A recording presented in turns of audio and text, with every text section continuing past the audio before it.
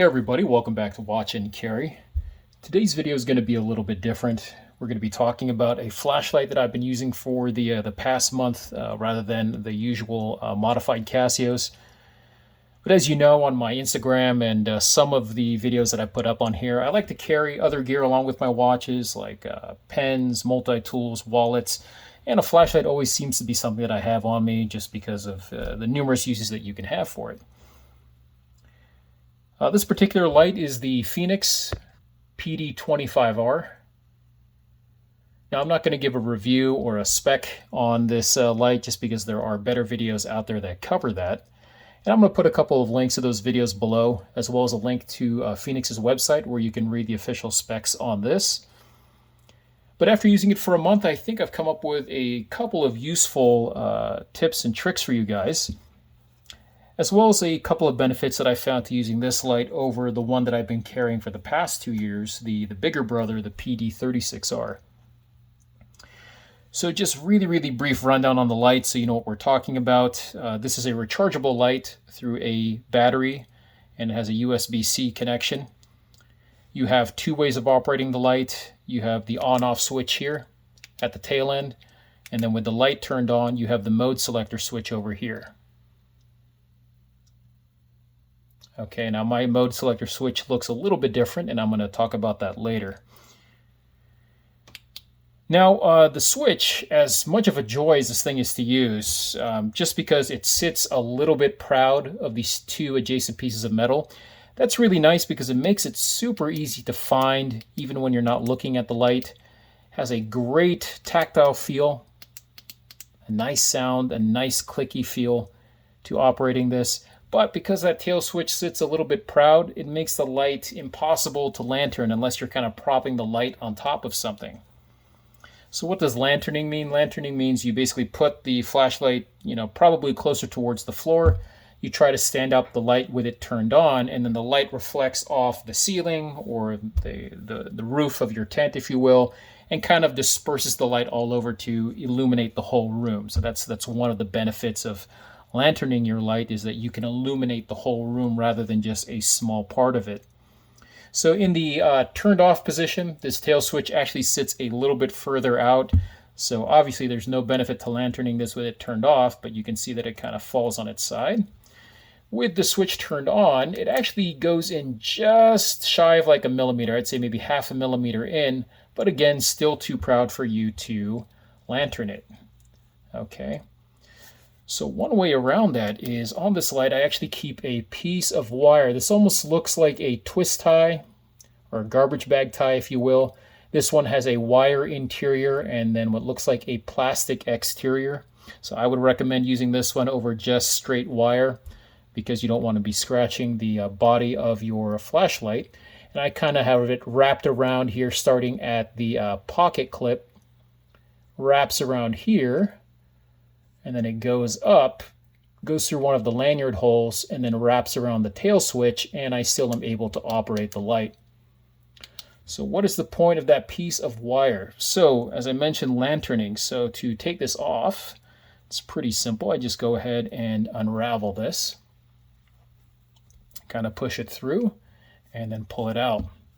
Then I'm going to take that piece of wire, I'm going to make it into a U, equidistant at both halves, like so. And then at the split ends, I'm going to kind of angle them out, kind of flare them out like a Y. So kind of like that. I'm going to go here to the tail end, and I'm going to feed each of those tips into one of the lanyard holes. So one of them is going to go to this side, and I'll just easily push that through like so. And then the other end will go to the other side as well, like that. And then once you kind of have it inside there, you can kind of pull on the wire to make all three parts about the same length as possible. The part that's in a U, I kind of bend it together like that, and then I just lightly twist them up towards the end, so that way it can kind of flatten itself out when you put it on the table, and now we have a tripod of sorts for your Fenix flashlight. Now, depending on the stiffness of your wire, this will be possible to put it on surfaces that aren't completely flat like this. But then again, it's going to make it a little bit harder to store. But you can see there that in the off mode, we're able to lantern the light. And then I'm going to put the phone down briefly to turn on the light here. In the on mode, so you can see the light is turned on there, we're still lanterning the light as well. So it's just another quick way to have the lanterning feature. Now with your, let's turn this off so I don't blind you. With that twist tie, you can also use it in that position on the lanyard holes to make it into a chandelier. So let's say you guys are going tenting and you want to hang this light from a piece of webbing that you might have at the top of your tent. You could probably get away with using the pocket clip, but because it sits offset of center, it's going to kind of angle the light towards one side of the tent. So if you really want the light to drop dead down straight to the middle, 90 degrees, you can go ahead and just pull on these twist ties all the way through the lanyard holes. Okay, or just get as much as you need here, like so, and then go ahead to that piece of webbing, wrap it around, and then twist tie it, and then now you've got a chandelier mode for your light. So that's one of the benefits there, or two of the benefits of carrying that twist tie with your Fenix flashlight. Okay, and again, this is just super malleable, so very, very easy to bend around. And again, for storage, I just go here to that pocket clip. There's a little tiny compartment right here at the end, so I kind of put one end over there like that until it kind of pokes out. Okay, and I kind of wrap it around the whole light like so. Okay, and then once it gets up to the tail switch, I kind of wrap it inside that lanyard hole from the outside in, so like that. Okay, push it through and then wrap around the rest inside there. And that's kind of how it sits inside that little tray for the light, for the switch. And it still works. Okay, so that's basically tip number one that I have, is just that little wire tip, that twist tie tip. And number two is the mode activating switch. Now you can see here that mine looks quite different. It looks more like a clear, and it's kind of raised. And that's because from the factory, this tail switch is really flat. I can't really explain how flat it is, but here, I'll try to show it to you. You can see there's a little piece of like copper colored material there that's very thin. That is the thickness of the mode selector switch. So that's great from an aesthetic point of view because it makes the light look really streamlined. Great for photos. But for those of you using this flashlight in the dark and you want to find that mode switch, or let's say you have a low light situation or you have really thick gloves, it makes it near impossible to find that mode selector switch just by feel. So what I did was I got one of these adhesive buttons. This is usually used for furniture or home decor, just to protect the surface that you're sitting on top of. And you have an adhesive back on one end, and then you have this kind of concave or convex end at the other, and it's very soft but firm. So what I did is I just peeled off one of these, and then I cleaned that button with a little bit of alcohol, let it dry, and then just stuck the button on there. And then you can see now we have a much more proud sitting mode selector switch. So even with big gloves, it's going to be easy to drag your finger across there and feel for that button. And because it's clear, when you turn on the light, you still have the battery indicator LED in there. So you don't lose that feature as well. Okay, so that's tip number two, just these little adhesive tabs. You can get these in different sizes, different colors if you want, from like Home Depot or Ace, or sometimes even your grocery. Now the last tip I'm going to share here is not really that big of a deal. If you're using this wire hack or wire tip for the tripoding of the light, you're going to have to remove that first. But one of the problems I had with my PD36R is when I would pack it in a bag, let's say on a backpacking trip or on a flight, and I go to retrieve the light, very rarely, but sometimes I'll try to turn on the light and I'll find out, oh man, the battery is completely dead. And so the reason for that is because this tail switch, again, sits so proud, and because you don't have to fully click it to turn it on, you can actually just push it a little. See, I'm not even clicking it. there's the click. But even just pushing it a little gives it a rapid turn on mode. That's very convenient, but it makes it very easy for this light to accidentally turn on in your bag. Now, the easiest thing to do about that is to just pack it a little bit more carefully so that the tail switch is not going to be exposed. You can also just go ahead and remove the battery and separate that from the light. But, for convenience sake, I like to keep the battery where it is, and I don't want to think too much about where I put this light, except that I don't want it to get scratched, So one way around that is to actually just keep that little battery cap that comes with your flashlight from the factory.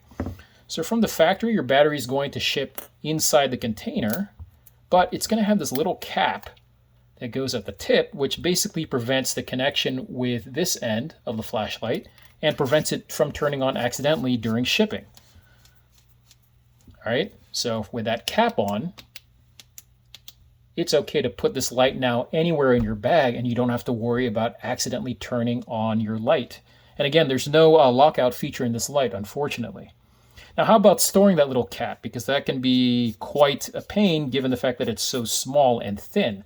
Well, because it's so small and thin, that's actually a great thing. I just kind of pull out the battery a little bit, and I kind of bend that piece of paper like so, and then I kind of push it in with the battery so you can see it kind of stored right there. You can tuck it in with your nails even further.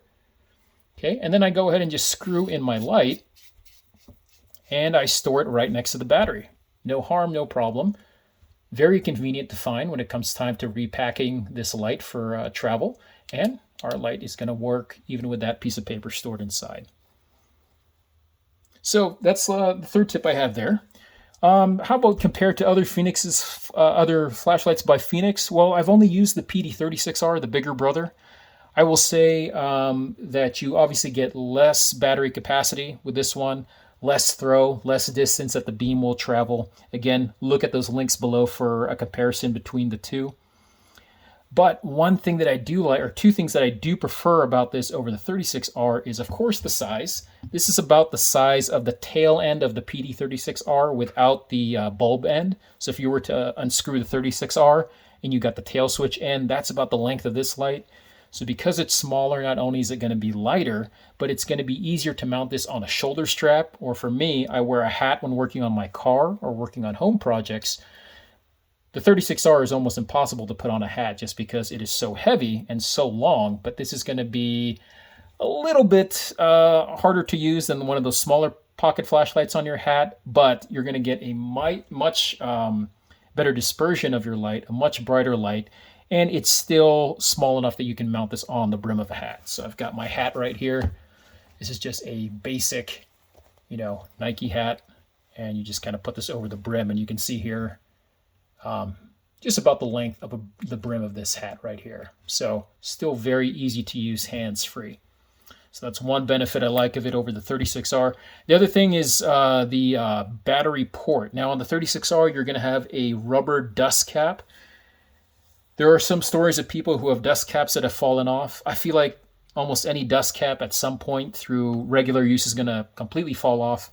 Fenix has done a good job on theirs. My 36R still has the cap on top, and I've never had an issue, but having this type of compartment cover is so much better. So to access the battery compartment, you just go to this little symbol here on the back. You have a little bit of knurling here. You kind of twist it counterclockwise, and then you're going to expose your USB-C port just beneath the mode selector switch. There's a little O-ring right here as well to give it that IP68 rating. So for me, that's just a much better way to house that charge port compared to the 36R. So yeah, guys, that's about it. Again, these were just a few tips and tricks and some things that I like about this flashlight compared to the 36R that I've used. Some of these might be absolutely uselessly hilarious for you guys. You just want your light to turn on and off, and that's fine. But for me, after using it for about a month, carrying that piece of wire and having this proud mode selector switch has been a really, really big help. And then that battery cap as well for travel. So that'll do it for today's video, guys. If you could like and subscribe to this channel, that would be greatly appreciated, as well as to my Instagram that I have in the description. I also invite you to check out the 2 videos that review the 36R and the 25R below. I don't know those people who created that content personally. I did give them credit in the description, but I do like the way that they reviewed the flashlight, and I think it will give you a great comparison if you're in the market for shopping between these two models. And as always, guys, any questions, please put them down below. Again, I am not a flashlight or EDC expert. My channel is mostly just about modifying Casio watches, but ask away and I will try to do what I can. And as always, have fun, and I will see you guys on the next one.